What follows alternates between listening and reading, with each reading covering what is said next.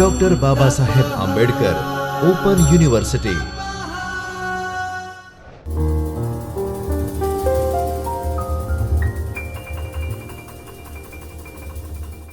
નમસ્કાર. Doctor Baba Saheb Ambedkar Open યુનિવર્સિટીના ચૈતન્ય સ્ટુડિયોમાંથી હું Bijal Raval, assistant professor management, school of commerce and management ડિપાર્ટમેન્ટમાંથી આપનું હાર્દિક સ્વાગત કરું છું.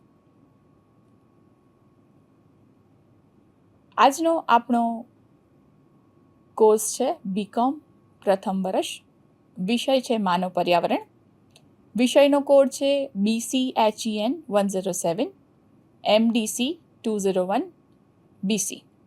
બંને કોડ માટે એકમ નંબર 11 જળ પ્રદૂષણ, તેના વિશે આપણે આજે વિગતે ચર્ચા કરવાના છીએ. જોઈએ. સૌ પ્રથમ આપણે તેની રૂપરેખા જોઈ લઈએ. પ્રસ્તાવના. જળ પ્રદૂષણના મૂળભૂત કારણો, જળ પ્રદૂષણ સંબંધિત કેટલીક વિભાવનાઓ, જળ પ્રદૂષણ અટકાવવા માટે આપણે શું કરી શકીએ, આપણા તરફથી કયા પ્રયત્ન કરી શકીએ તો આપણે જળ પ્રદૂષણ થતું અટકાવી શકીએ. પ્રસ્તાવના.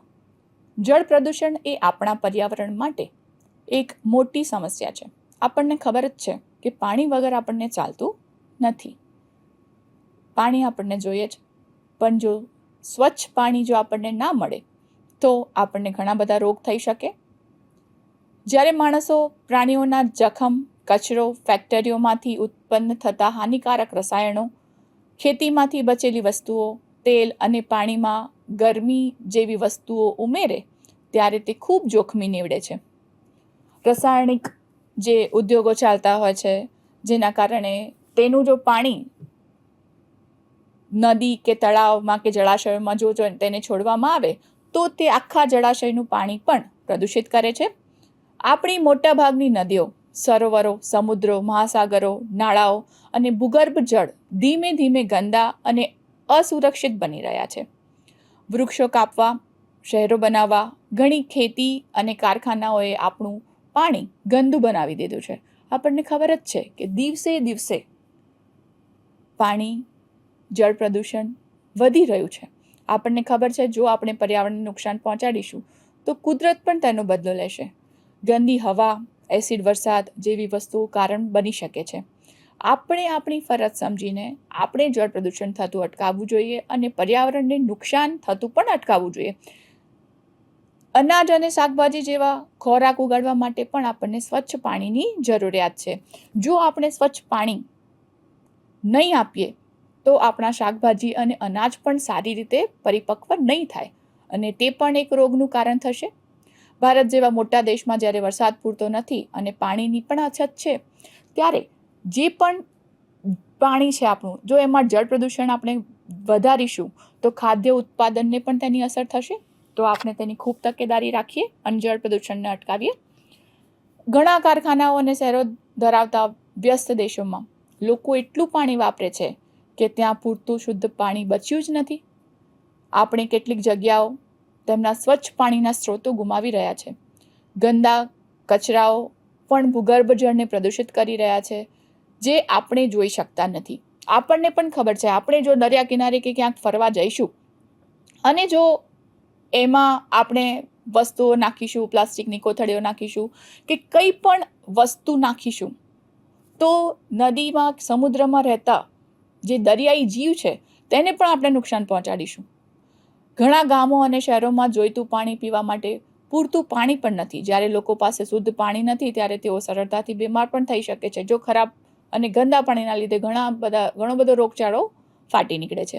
શુદ્ધ પાણી પીવું આપણને સ્વસ્થ રાખે છે, આપણા મગજને મજબૂત બનાવવામાં મદદ કરે છે, જેથી આપણે શીખી શકીએ છીએ અને આપણો શારીરિક, માનસિક વિકાસ પણ થઈ શકે છે. આપણા બધા માટે જીવવા માટે પાણી ખૂબ જ અગત્યનું છે. તે આપણને સ્વસ્થ રાખવામાં મદદ કરે, આપણા શરીરને જીવંત રાખે.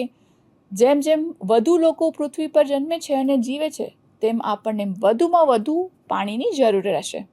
આપણને ખેતી માટે, કારખાનાઓમાં વસ્તુઓ બનાવવા, અન્ય પ્રવૃત્તિઓ માટે અને પાણીનો ઉપયોગ કરીશું તો જ આપણે આપણી જીવન જરૂરી વસ્તુઓ અને શાકભાજી, અનાજ વગેરે મેળવી શકીશું. ખૂબ પાણીનો ઉપયોગ કરીએ, એના કરતાં આપણી જેટલી જરૂરિયાત છે તે પ્રમાણે તેનો ઉપયોગ કરીએ, અને જે પણ આપણી આગળની પેઢી છે તેને પણ શીખવાડીએ કે પાણીની જેટલી જરૂરિયાત છે તેટલા પ્રમાણમાં તેનો ઉપયોગ કરે. કેટલીક વાર આપણે તેનો બગાડ પણ કરીએ છીએ, તો આપણે તેની તકેદારી રાખીએ. શુદ્ધ જળ, પીવાલાયક ચોખ્ખું પાણી એટલે તેમાં કશું ભળ્યા વિનાનું પાણી. વાસ્તવિક જીવનમાં સંપૂર્ણ સ્વચ્છ પાણી શોધવું હાલ ખૂબ જ મુશ્કેલ છે. આપણને પણ ખબર છે કે આપણે શુદ્ધ પાણી માટે આપણે ઘરે આરો પ્લાન્ટ લગાવીએ છીએ, જેથી આપણને ખૂબ શુદ્ધ પાણી મળે. તેમાં પણ આપણા શરીરને ઉપયોગી એવા મિનરલ્સ, વિટામિન્સ જે નીકળી નહીં જવા જોઈએ, નહીતર આપણા શરીરમાં તેની પણ ખામી ઉદ્ભવે છે. ઘણા બધા રોગો જે છે જે વિટામિન્સની ઉણપના લીધે થાય છે. રસાયણોથી મુક્ત થવા અથવા સૂક્ષ્મ જંતુઓ જેવી વસ્તુઓના નાના નાના ટુકડાઓ પણ પાણીમાં હોઈ શકે, અને તે તેના દેખાવ, સ્વાદ અથવા ગંધને બદલી શકે છે. જો પાણીમાં ઘણા બધા જંતુઓ અથવા રસાયણો હોય તો તેના લીધે તે લોકોને બીમાર પણ કરી શકે છે. તેથી જ ભારત સહિત ઘણા દેશોમાં પીવાના પાણીમાં શું હોઈ શકે, દરેક વસ્તુ કેટલી ઠીક છે તે બધા નિયમો જારી કરવામાં આવ્યા છે. ભારતમાં કેટલાક ભારતીય ધોરણ તરીકે ઓળખાતા વિશેષ નિયમો છે જે કહે છે કે પીવાના પાણીમાં અમુક વસ્તુઓ કેટલી હોઈ શકે.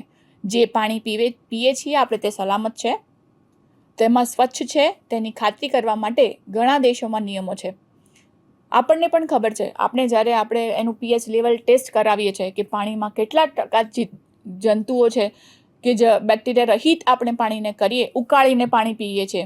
જ્યારે વ્યક્તિ બીમાર પડે છે કે એને જ્યારે પાણીના લગતા શુદ્ધ પાણી ના મળે તો તેને લગતા જ્યારે રોગ થાય છે ત્યારે ડૉક્ટર પણ સલાહ આપે છે કે પાણીને ઉકાળીને પીવો, તથા તેની તપાસ કરાવો કે તમારા ઘરે આવતું પાણી એ ચોખ્ખું પીવા લાયક છે કે નહીં. વૈજ્ઞાનિકો ખાસ પદ્ધતિઓનો ઉપયોગ કરીને પાણીનું પરીક્ષણ કરે. કોલિફોર્મ બેક્ટેરિયા નામના નાના જંતુઓની શોધ કરી તેઓ તપાસ કરે છે. તેઓ કહે છે કે આપણે જે પાણી પીએ છીએ તેમાંના ઘણા ઓછા જંતુઓ હોવા જોઈએ. દર 100 મિલીમીટરમાં 1 કરતાં ઓછા પાણી ક્યાંથી આવે છે તેના આધારે પાણીમાં ઓગળેલી સામગ્રીની માત્રા પણ બદલાઈ શકે છે. જળ પ્રદૂષણ, આપણે જેમ વાત કરી એમ આપણે જળનું પ્રદૂષણ અટકાવવું જોઈએ. તો જ આપણી આગળની પેઢીને અને આપણને શુદ્ધ પાણી મળશે, શુદ્ધ જળ મળશે, તો આપણે એટલા રોગમુક્ત રહીશું અને તંદુરસ્ત રહીશું. પ્રદૂષિત પાણીનો ઉપયોગ કરવાથી માંદગી ફેલાઈ શકે છે, અને જે લોકો તેમના કામ અથવા રોજિંદા જીવનમાં પાણી પર નિર્ભર હોય છે તેમના માટે પણ સમસ્યાઓ ઊભી થાય છે. ઘણી ફેક્ટરીઓ નદીઓ, તળાવોમાં ગંદુ પાણી ફેંકે છે, જે સ્વચ્છ પાણીને નુકસાન કરે છે, અને આપણી પ્રકૃતિને, કુદરતને પણ આપણે એક નુકસાન પહોંચાડી શકીએ છીએ. જે પણ અત્યારે હવામાં ઘણા બધા ચેન્જીસ થાય છે, વાતાવરણ બદલાય છે, એ બધું જ કુદરત, આપણે કુદરતને ખલેલ પહોંચાડીશું તો કુદરત પણ ખલેલ પહોંચાડશે આપણને. જો આપણે પ્રદૂષિત પાણી પીએ છીએ તો તેનો ઉપયોગ કરીએ છીએ તો તે આપણને ઘણા બધા રોગોથી આપણને બીમાર કરી શકે છે.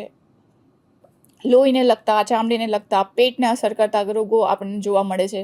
ઘણા નાના નાના ભૂલકાઓને પણ પાણીથી રોગો થાય છે, તો તેની પણ આપણે તકેદારી રાખીએ, જળ પ્રદૂષણ થતું અટકાવીએ.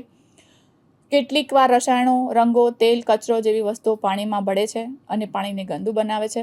જ્યારે પાણી આ રીતે પ્રદૂષિત થાય છે ત્યારે તેને જળ પ્રદૂષણ કહેવામાં આવે છે, જેના કારણે પાણીનું પ્રદૂષણ એક મોટી એવી સમસ્યા થઈ ગઈ છે હાલના સમયમાં.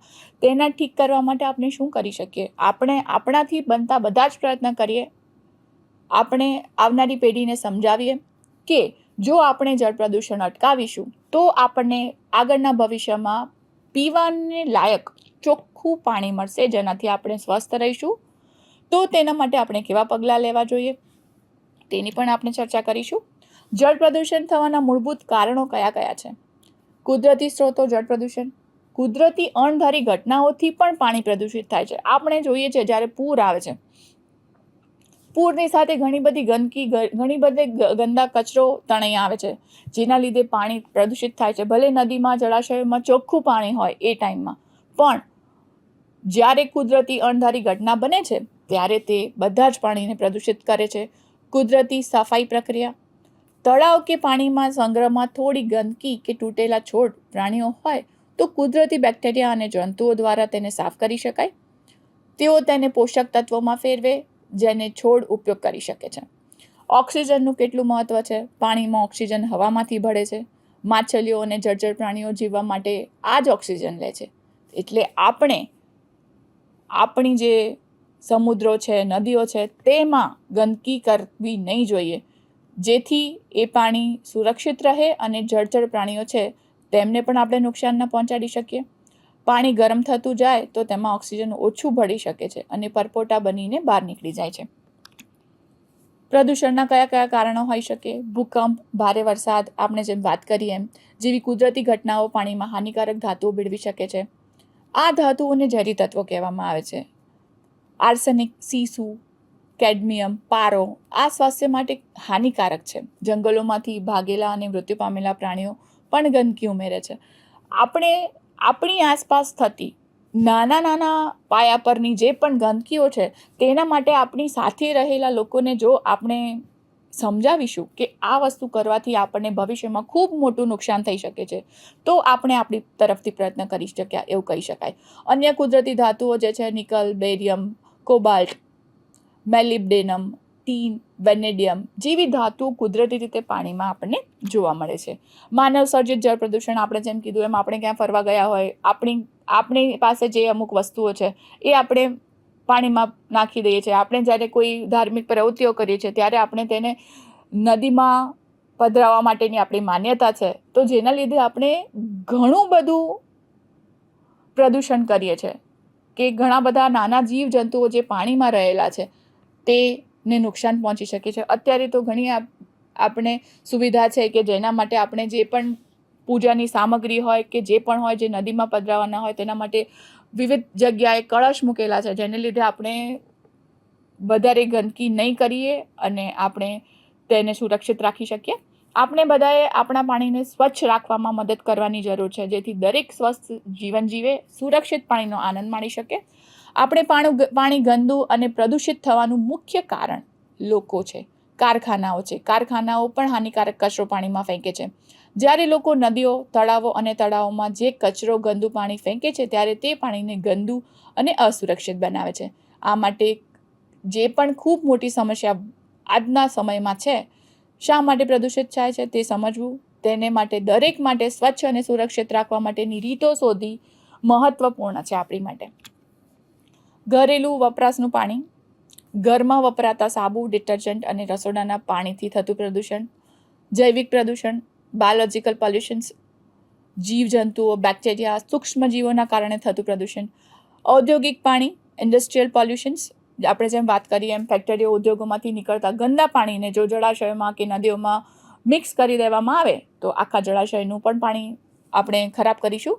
કૃષિ બગાડ, એગ્રીકલ્ચર ઇન્ફ્લુએન્ટ, ખેતરમાંથી ખાતર, જંતુનાશક દવાઓ માટી, પાણીમાં ભળવાથી થતું પ્રદૂષણ, ઉષ્મીય પ્રદૂષણ, થર્મલ પોલ્યુશન્સ, પાણીનું તાપમાન વધવાથી ઓક્સિજન ઓછું થાય છે અને પ્રાણીઓ પર તેની અસર થાય છે. ખનિજ તેલ પ્રદૂષણ, ઓઇલ પોલ્યુશન્સ, પેટ્રોલિયમ, તેલ, ડીઝલ, પાણીમાં ભળવાથી થતું પ્રદૂષણ, રેડિયો એક્ટિવ પ્રદૂષણ, પરમાણુ કચરો અથવા કિરણોત્સર્જનથી થતું પ્રદૂષણ. આ બધા અલગ અલગ પ્રદૂષણના પ્રકાર છે, જેવી રીતે આપણે પાણીને ગંદુ કરીએ છીએ. તો આજે આપણે વાત કરી જળ પ્રદૂષણની, કે તેના માટે આપણે કેવા કેવા પગલાં લેવા જોઈએ, કઈ તકેદારી રાખવી જોઈએ. આગળના ભાગમાં આપણે તેને અટકાવવા માટે કયા પ્રયત્ન કરીશું, કેવી રીતે આપણે જળ પ્રદૂષણ થતું અટકાવવું જોઈએ તેની વિગતે ચર્ચા કરીશું. ત્યાં સુધી ધન્યવાદ.